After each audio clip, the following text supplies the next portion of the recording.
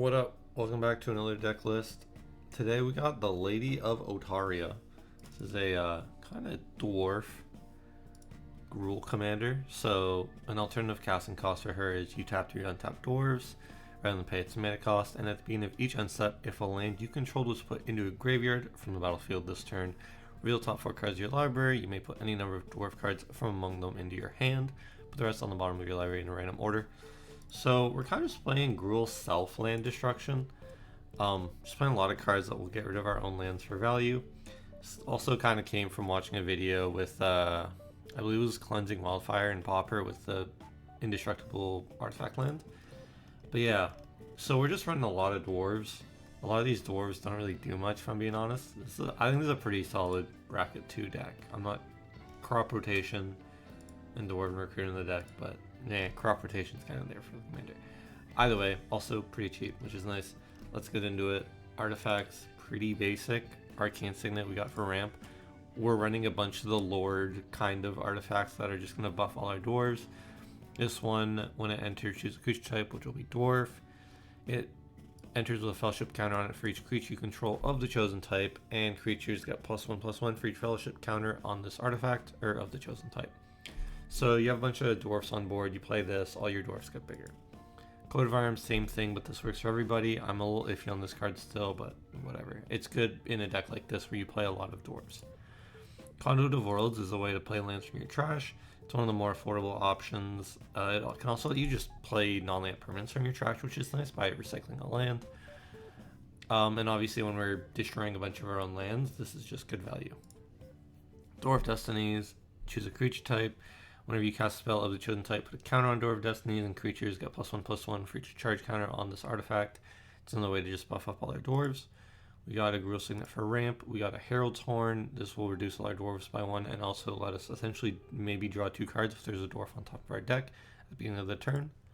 Lifecraft Engine, you choose a mate type, and then vehicles are the chosen type in addition to their other types, and each creature you control of the chosen type and this vehicle, other than this vehicle, gets +1/+1. So again, this is just another Lord for all the dwarves. Obelisk of Urd, 6 mana convoke. As this artifact enters, choose a type. Chosen type gets +2/+2. So obviously tapping our dwarves as well. If we have a lot on board and we don't really need them for swinging, we can just tap them for 6 mana with the convoke cost, which is nice. Patrick Banner is a mana rock and also gives all our dwarves +1/+1. Soul Ring is just a mana rock. Swiftfoot Boots is a way to protect things, typically the commander. It's the main value engine in the deck. Talisman of Impulse's ramp. Vanquisher's Banner. And enter choose creature type. Creature get +1/+1 whenever you cast creature type of the chosen type, draw a card. Obviously this is also good card advantage while giving our dwarves +1/+1. Ends are an orb to just let us sack a land. We can also do this on opponent's turns and trigger our commander on those turns. But yeah, it's kind of just a way to sack out a land. On the creatures, a lot of dwarves, and then we're also running some construct type cards like this or changelings, which count as dwarves. So yeah, this one, when I enter choose creature type, this creature is the chosen creature type, and other creatures of the chosen type get +1/+1. 2 mana dwarf that you can tap to give something haste. This is one of the better dwarves. There aren't a lot of good dwarves. I feel bad for the Magda players, but I don't really, because they're just shooting at dragons. Bloodfire Dwarf, 1 mana, 1/1. You can sack deal 1 to a creature without flying. Whoop-de-doo, it's a 1 mana, 1/1, which helps to tap for our commander. Bloodline Pretender, 3 mana, 2/2 changeling. When it enters, choose creature type. Whenever another creature of the chosen type enters the battlefield under your control, put a 1 counter on Bloodline Pretender. So the guy will just get big if he stays on field for every dwarf that you cast, which you'll usually be casting a few every turn. Chameleon Colossus, 4 mana, 4/4 changeling, and you can pay 4 to double its power and toughness. Druid of the Emerald Grove, 4 mana, 2/2. I think this is the only green dwarf in the deck. When it enters, you roll a d20, or you search your library for up to 2 basics, roll a d20, 1 to 9, you put them into your hand, 10 to 19, you put 1 on the battlefield, 1 in your hand, 20, you put both on the battlefield. It's kind of ramp, but it's not really great. It's just a dwarf. Dwarven Berserker, 2 mana, 1/1 gets if it's blocked, gets +3/+0 and trample. You know, this guy can hit for a decent bit, which is nice. Dwarven Blast Miner, 2 mana, tap it, destroy target non-basic, and you can morph it. Notably, this is also decent hitting your own lands where you can just sack your own non-basic if you want to get more dwarves in your hand with your commander. Dwarven Blood Boiler, 3 mana 2/2, tap and untap dwarf to give a creature +2/+0. This is probably one of the better cards in the deck. You can just tap it with a few dwarves, and then whichever one doesn't get blocked, just buff it up with all the other dwarves that aren't tapped. Dwarven Grunt, 1 mana 1/1 with Mountain Walk. It's probably one of the better dwarfs as well. 2 mana 1/2, you can pay 3, tap, destroy target non-basic. Again, this works on you. It can also work on an opponent who's playing really strong lands, like a Glacial Chasm or something. Dwarven Recruiter, 3 mana 2/2. When it comes into play, search your library for any number of dwarf cards, reveal those cards, shuffle the library, and put them on top of it in any order. Typically when I play this card, I'm only getting 4 dwarves, and really depends on the board state, but it's just for end of turn, you get the 4 dwarves that you tutor with this. Unfortunately, you're tutoring dwarves, and the hits aren't really that great. Dwarven Scorcher, 1 mana 1/1. You can sack it to deal 1 damage to target creature unless that creature's controller has it deal 2 damage to him or her. So yeah, it's a 1 mana 1/1. Sea Clan is a 3 mana 1/1. You can tap it at the end of combat. It deals 2 damage to target attacking or blocking creature. It uses this ability only if that creature's controller controls any islands. It's kind of an anti-blue card. It's pretty neat with like people going to combat and swing with smaller creatures. You can just snipe them with this. Dwarven Thaumaturgist, you can tap, switch power and toughness of target creature until end of turn. Effects that alter that creature's power alter its toughness instead, and vice versa until end. Yeah. It swaps creature power and toughness. Is a fun card. I don't know. Is it good? Probably not. Dwarven Vigilantes, 3 mana 2/2. When it attacks and is not blocked, you may choose to have it deal no combat damage this turn. If you do, it deals damage to a creature. So you can almost like divert power or damage from a player to a creature as removal. Gimli, Mournful Avenger. This is one of the newer cards, you can tell, because it doesn't look like it was made in 1992.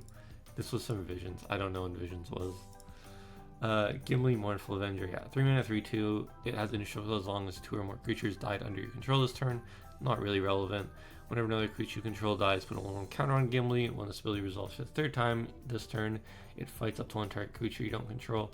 Also not really relevant, but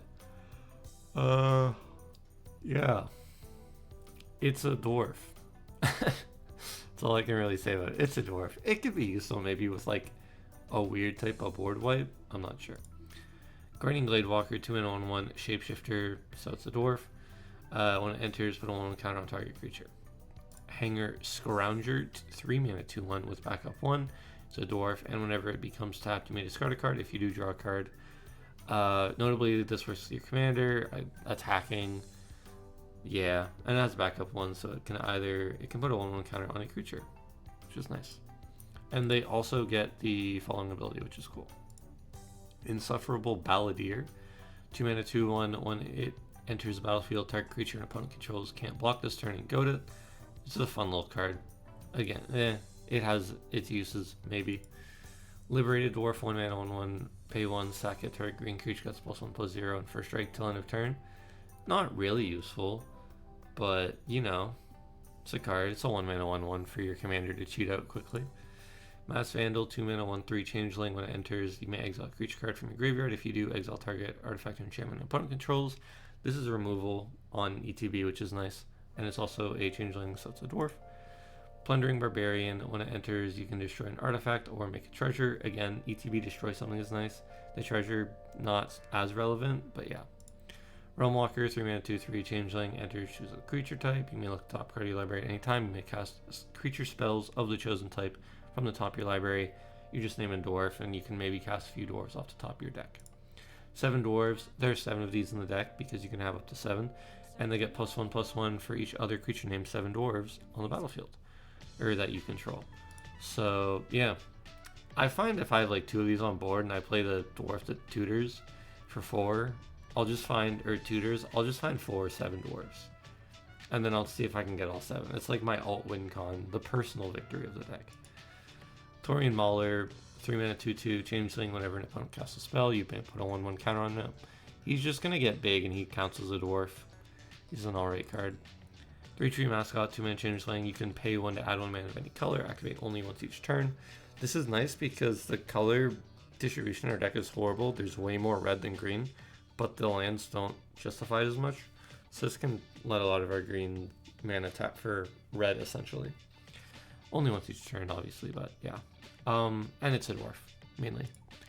Torbrand, Thane of Red Fell. If a red source you control would deal damage to an opponent or a permanent opponent controls, it deals that much damage plus 2 instead. Makes all our dwarves hit for 2. Woohoo. On the instance, we got a braid, removal of damage or the artifact variety. Beast Within, which is just anything. Bolt Bend, kind of a counter spell, not really. It's like a worse deflecting swat. And having our commander be a 5/5, usually it costs 3 less. Chaos Warp is removal. Crop Rotation is a way to sack a land for another land. We're not getting any crazy lands with Crop Rotation, it's just in here to sack a land.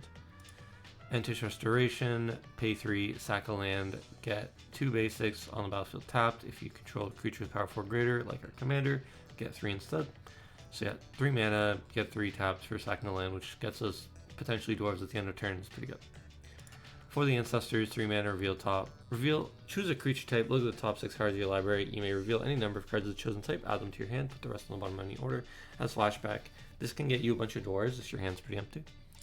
Harrow, 3 mana, sack a land, get 2 lands. It's a way to sack a land for ramp. Return the Wild Speaker. You can give all your dwarves +3/+3, or you can draw cards equal to the greatest power among non-humans. Typically, this is a +3/+3 for like some type of finisher. Rolling Regrowth, 3 mana, sack a land, get 2 basics, put them on battlefield tapped. Again, these are all just like slightly worse variants of normal green ramp cards, but they sack a land, so they help with our commander. I'll go over the lands last. There's some weird choices, nothing too crazy. Sorceries, pretty basic. Blasphemous Act as a ramp card. Cleansing Wildfire, destroy a land, its controller gets a basic, and then draw.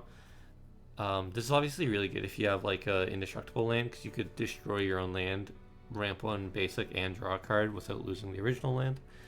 Same with Geomancer's Gambit. It's the exact same card, except it costs 3 mana instead of 2. Highway Robbery, you can discard a card or sack a land to draw 2, and you can plot it. It's a way to sack a land to draw 2, which is nice. And then Splendid Reclamation, return all land cards from your graveyard to the battlefield tap, because we're going to get rid of a lot of them throughout the game. I'll go through the lands quickly. There are some interesting ones, some old ones. We got like Archaeological Dig. You can add a colorless mana, or you can sack it to add a color of any mana. I don't actually hate this land. I think it's pretty interesting. Balduvian Trading Post. When it comes into play, you have to sack an untapped mountain, or bury, or sacrifice this. And then you can pay 1 to add 1 in a red, or you can pay 1, tap it to deal 1 damage to attack a creature. This is kind of a ramp card. Not really, I guess, but similar to a bounce land, but instead of getting the land back to your hand, you're just putting it in the trash, which works with our commander. So yeah. Cabaret Courtyard, when it enters, you have to sack it for a mountain or a forest, and you gain a life. Works with our commander. Command Tower's Command Tower. Demo Field, we're running a few of the land destruction cards, or like Demo Field or Field of Ruin, maybe. It sacks the land, so it works with our commander, and it can also typically get us another basic and the opponent a basic, which is nice, so it replaces itself. Escape Tunnel, get a basic. Evolving Wilds, get a basic. Orchard, just a good land. Passage, get a basic. It comes in untapped if you have 4 more other lands too, which is nice. Field of Ruin, yeah, sack it, destroy target non-basic. Each player searches their library for a basic, so it replaces itself. Heart of Yavi-Maya, when it comes into play, sacrifice a forest or bury Heart of Yavi-Maya, and you can add a green, or you can give a creature +1/+1 till end of turn. This is another one where you kind of just tap the... Unlike the other one that taps for 1 in a red, this one just taps for a green, but you can tap the forest before you sack it, unlike Balduvian Trading Post. So they're a little different, but they both just ETB, sack a land, and replace themselves. Carplucent Forest is a decent land. Riveteer's Outlook, again, enters, you have to sack it for a mountain or a forest. Rootbound Crag, untapped if you have a mountain or forest. Secluded Courtyard, enters, choose creature type, and you can add a mana of any color for the creature spell of the chosen type. So this just lets us cast any dwarf, essentially. Slagwood Bridge, the indestructible land I was talking about earlier. It's not great, but if you see like Cleansing Wildfire or Geomancer's Gambit, then it's not bad. Terramorphic Expanse, sack it for a basic. Unclaimed Territory, you can add a mana of any color for the creature spell of the chosen type. And then Vibrant Cityscape, the new Exotic Orchard, or no, the new Terramorphic or Evolving or whatever. It's the same card, but it's new in Spider-Man, so yeah. On the Maybeboard, these are cards that are obviously probably really good in the deck. Crucible of Worlds, sacking a lot of lands, being able to play them. being able to just like loop Cabaret Courtyard or one of those ones every turn is nice. Dwarven Mine, not in the deck, but I just didn't think it was that good. I think you could probably play it when it enters on tap to make a 1/1 and it enters tap unless you control 3 or more mountains. I mean, having 3 or more mountains isn't that crazy, but yeah, it's a little iffy because you want the dwarves more early to cheat out the commander. Dwarven Ruin comes into play tapped, and then you can add a red or you can sack it to add 2 red. Again, I just don't think this card makes the cut, but it's interesting because it sacks itself for mana. And then Magda, not in the deck, and just kind of because like sack 5 treasures to get a dragon card is irrelevant. There are no dragons in this deck. You could play Magda, throw in some dragons, and then I don't know, just like cheat out a massive dragon. I just didn't really want to do that with the deck. And then Ramunap Excavator, you may play the lands from your graveyard. Going through the Rex, there's probably going to be some weird stuff. This is a pretty underplayed commander. Gimli, when another legendary enters, it gets +1/+1, and when it deals damage, you make a treasure. Pretty irrelevant because we don't have that many legendaries. Glowing. When you cast Historic, make a treasure, you can sack treasure to go to creature. Again, not that many Historics in the deck. This Gimli, when a creature, it's just kind of like a weird card. A lot of these cards are like, it's a dwarf. You can pay 3 to make a dwarf. I mean, it's a 2-man 2-1. This card's playable just because it's a dwarf. It's Magda, 2-man 2-1. Whenever you commit a crime, make a tapped treasure, and you can sack 3 treasures to make a 4/4 Scorpion Dragon. This card's probably not bad, but like we're not really committing that many crimes. Equip creature gets +1/+1 for each dwarf, equipment, and/or vehicle. This card's probably maybe one of the better cards that I should have seen but didn't. Yeah, a lot of random cards. Undergrowth Recon, you can return a land from your graveyard to the battlefield tapped, which is nice. World Soul Rage, and I guess Escape to the Wilds, you can exile them and then play lands from your graveyard or from exile. Rhythm of the Wild, you can give them +1/+1 or haste, which is nice, but again, feels a little generic for what I was trying to do. When it attacks, you can discard a card. If you do, draw a card for each player being attacked. Interesting, but it's hard to attack with all our dwarves because they're so small and people just block with like a 2/4 and then they die. Stormkiln is a dwarf, but we're just like, I don't know, the Magecraft's not really worth it. But it probably is because the card's good. I don't know. You could upgrade the deck with better like instants and stuff. But yeah, that's the deck. Thank you very much for watching. I'll be back next week with something else. I don't know what yet, but we'll see. But yeah, bye-bye.